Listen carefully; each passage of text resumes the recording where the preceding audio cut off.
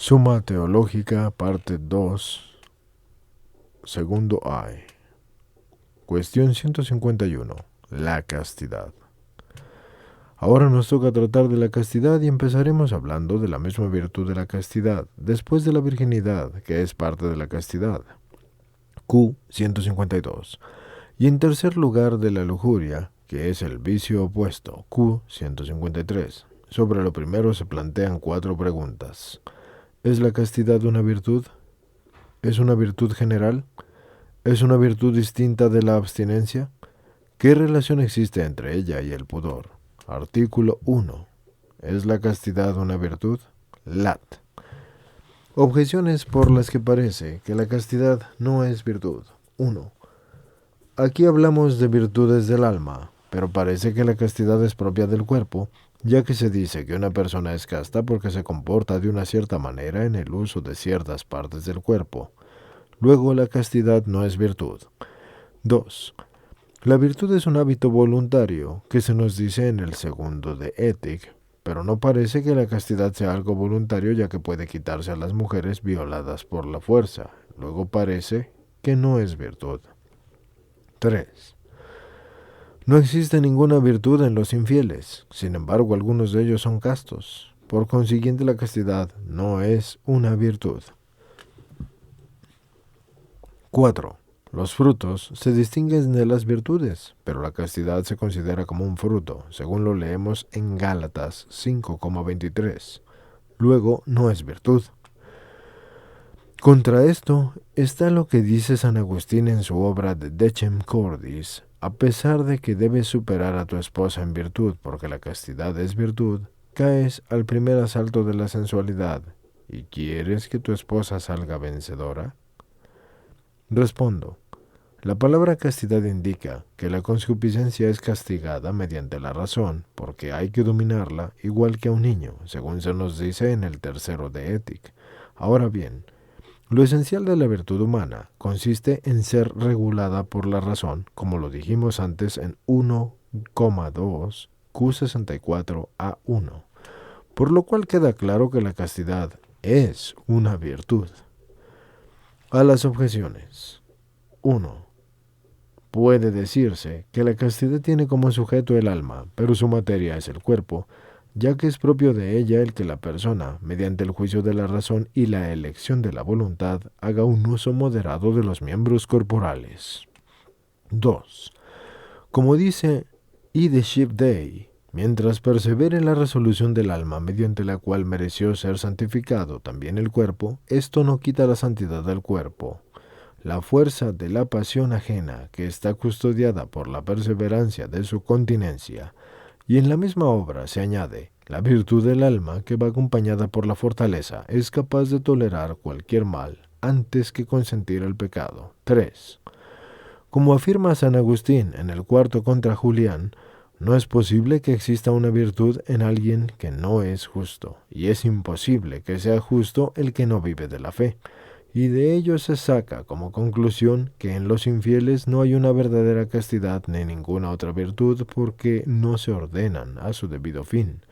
Y como añade en la misma obra, las virtudes no se distinguen de los vicios por sus funciones, es decir, sus actos, sino por sus fines. 4. La castidad, en cuanto a que actúa bajo el dictamen de la razón, posee la razón esencial de la virtud, y en cuanto a que se deleita en su acto, se considera uno de sus frutos. Artículo 2. ¿Es la castidad una virtud general? Lat. Objeciones por las que parece que la castidad es una virtud general. 1. Dice San Agustín en el libro de Mendaccio, que la castidad es un movimiento del alma, que no supedita las cosas más importantes a las menos importantes, pero esto puede decirse de toda virtud. Luego, la castidad es una virtud general. 2. La palabra castidad se deriva de castigo. Ahora bien, todo movimiento del apetito ha de ser castigado por la razón. Dado pues que cualquier virtud moral castiga el movimiento del apetito, parece que cualquier virtud moral es castidad. 3.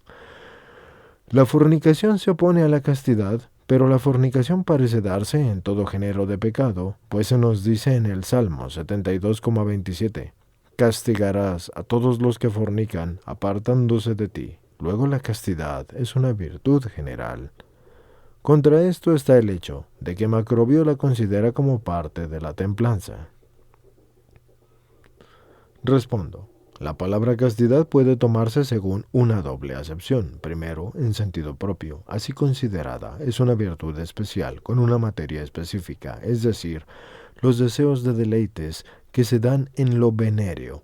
En segundo lugar, metafóricamente, en efecto, así como el deleite venéreo es un fruto de la mezcla del cuerpo, objeto propio de la castidad y del vicio opuesto a ella, que es la lujuria, así también una cierta unión espiritual de la mente con otras cosas constituye el deleite que es materia de una castidad espiritual metafórica y también una fornicación espiritual metafórica. Y en efecto, si la mente humana se deleita en la unión espiritual con aquello a lo cual debe unirse, es decir, a Dios, y se abstiene de unirse en el deleite a otros objetos opuestos al orden divino, se le llamará castidad espiritual, según lo que leemos en la segunda de Corintios 11,2. Os he desposado a un solo marido para presentaros a Cristo como una casta virgen. Pero si la mente se deleita contra el orden divino, uniéndose a otras cosas que se puede producir en la fornicación espiritual, según las palabras de Jeremías 3,1, has fornicado con tus muchos amantes, tomada así la castidad, es una virtud general, porque cualquier virtud hace que la mente humana no se una al deleite mediante cosas ilícitas. Pero la esencia de esta castidad reside en la caridad y en otras virtudes teológicas mediante las cuales la mente humana se une a Dios.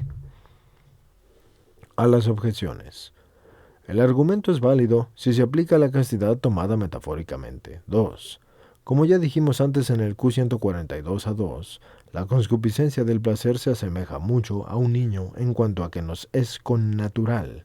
La tendencia, pues, a lo deleitable, y sobre todo lo deleitable al tacto, cuyo fin es la conservación de la naturaleza, y de allí que si la concupiscencia se alimenta con el deseo de estos objetos deleitables por el hecho de consentir en ellos, aumentará en gran proporción, como el niño así que se aleja a su capricho.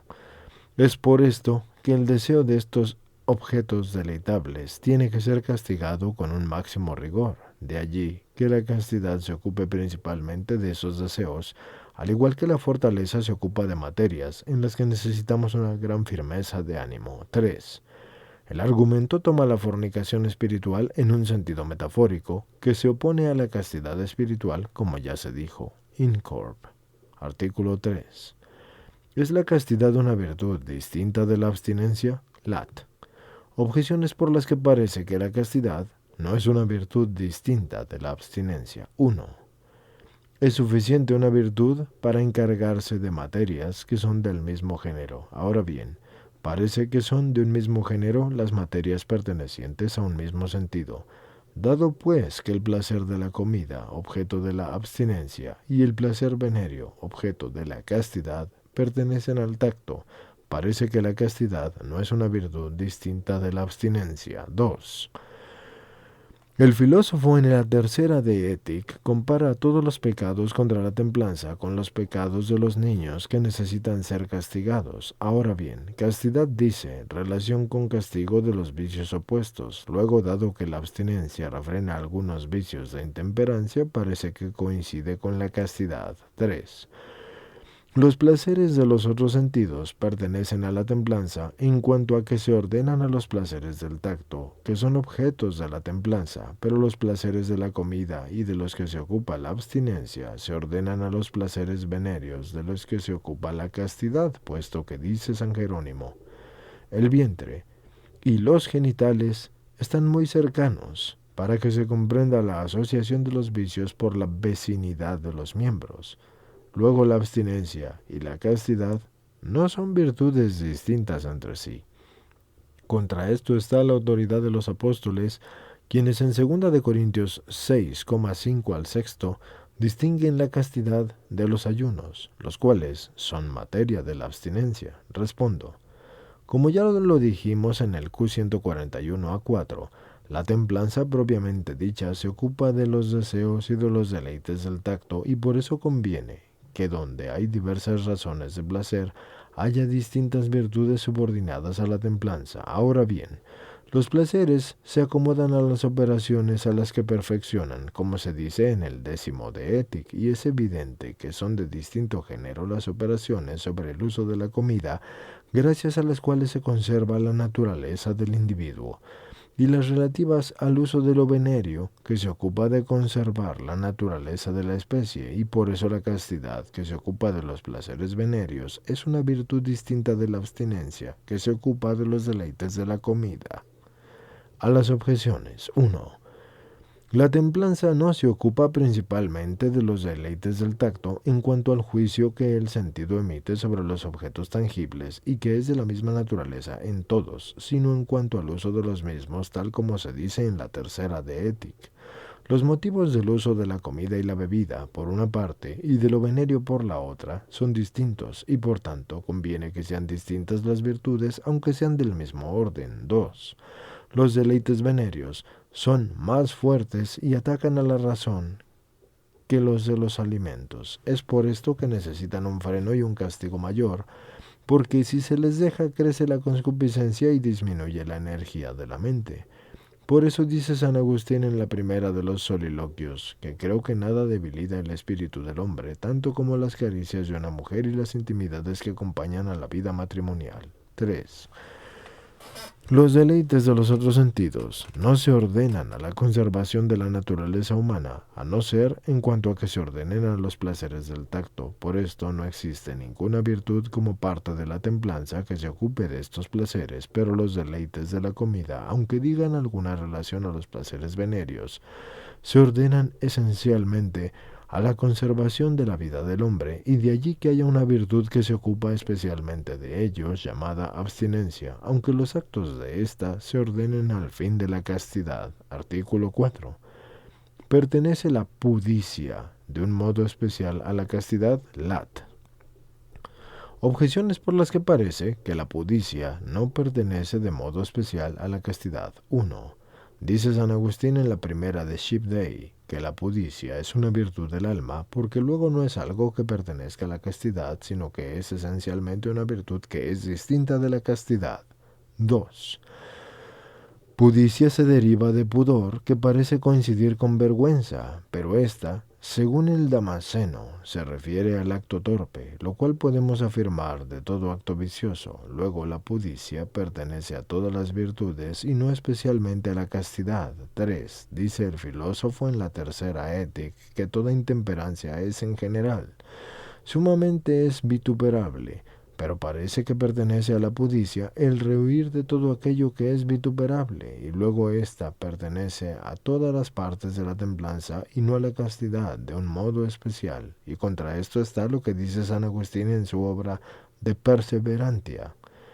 Porque debe predicarse la pudicia para que todo el que tiene oídos para oír se abstenga de hacer nada ilícito con sus genitales. Ahora bien, el uso de tales miembros propiamente cae bajo la castidad, luego el pudor pertenece especialmente a ella, así que respondo.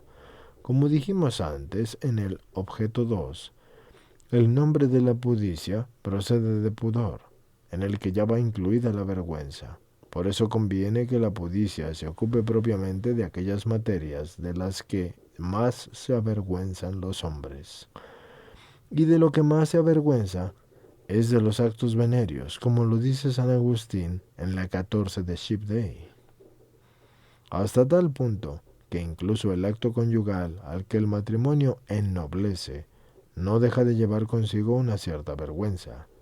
Esto sucede porque el movimiento de los órganos genitales no está sujeto al imperio de la razón, como lo está el movimiento de los otros miembros externos. Pero el hombre no solo se avergüenza de esa unión venérea, sino incluso de sus signos, como dice el filósofo en el 2 de Red. Por eso, la pudicia trata de un modo propio lo venéreo, y como los signos externos son los que más se ven, se ocupa particularmente de miradas impuras, besos y tocamientos, mientras que la castidad trata más de la unión venérea propiamente dicha, y de allí que la pudicia se ordene a la castidad no como una virtud distinta de ella, sino en cuanto a que se ocupa de la circunstancia especial, pero a veces se toman indistintamente. A las objeciones. 1. San Agustín en este texto toma la pudicia por castidad. 2.